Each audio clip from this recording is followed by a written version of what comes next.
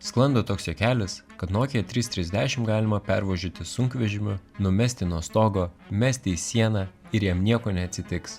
Tikriausiai tikrai bent kartą laikytą telefoną rankose. 2000 m.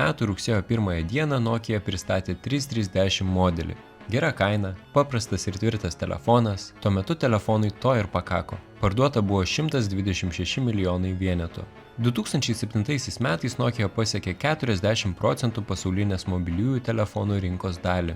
Daugiau nei trečdalis visų parduotų telefonų planetoje priklausė vienai kompanijai. Tų metų pajamos siekė daugiau nei 75 milijardus dolerių, 7 iš 10 telefonų buvo Nokia. Nokia tuo metu buvo ne tik populiari, jų buvo praktiškai nepasiekiama konkurentams. Ir tada 2007 m. sausį Apple pristatė pirmąjį iPhone.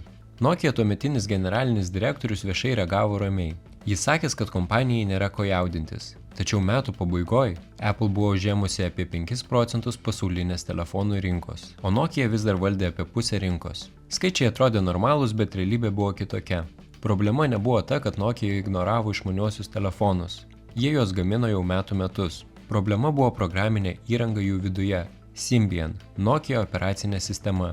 Ji buvo sukurta skambučių ir SMS žinučių erai, o ne liečiamiems ekranams ir aplikacijoms. Kol Nokia pagaliau pabudo, Symbian jau buvo atsilikusi nuo konkurentų. 2011 vasario 8 nutekėjo vidinė informacija iš ką tik iš Microsoft atėjusio naujojo Nokia vadovo. Jis Nokia padėtį palygino su degančia naftos platforma jūroje. Vienintelis pasirinkimas jo žodžiais buvo šokti į šaltą vandenį ir tikėtis, kad pavyks išgyventi. Jis tiesiogiai rašė, kad iPhone pasirodė dar 2007 metais, o Nokia iki šiol neturi nieko, kas galėtų su juo konkuruoti. Vos po kelių dienų Nokia paskelbė atsisakanti savo senosios programinės įrangos ir pereinanti prie Microsoft Windows Phone. Beveik prieš 30 mečius 1983 metais kompanija Osborne padarė labai panašią klaidą. Jos įkūrėjas Adamas Osbornas buvo sukūręs vieną pirmųjų nešiojamų kompiuterių. Jis kainavo apie $1800 ir žmonėms patiko.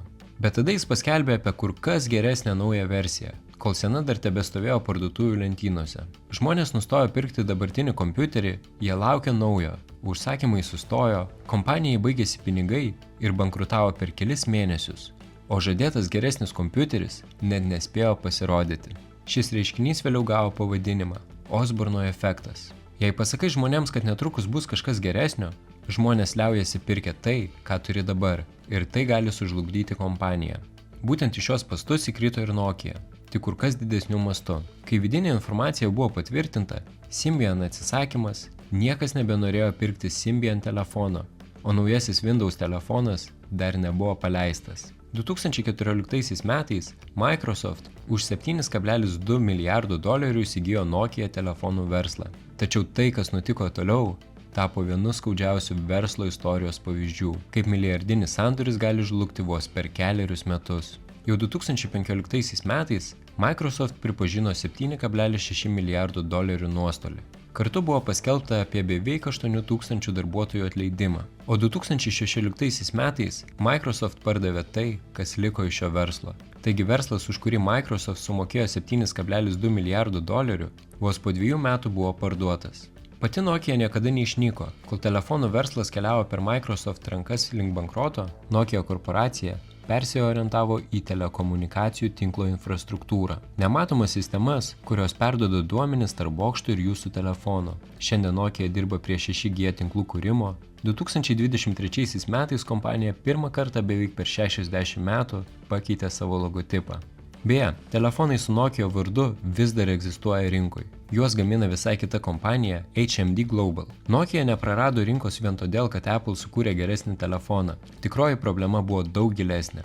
Kompanija pakartojo verslo klaidą, kuri jau turėjo savo pavadinimą ir buvo žinoma dešimtmečius. Nokia per ilgai laikėsi to, kas anksčiau buvo jos stiprybė ir per lėtai reagavo į tai, kaip keitėsi visa telefonų rinka. Galiausiai ši klaida tapo viena brangiausių verslo istorijoje. Nepamiršk užsiprenumeruoti kanalo, jeigu patiko šis video.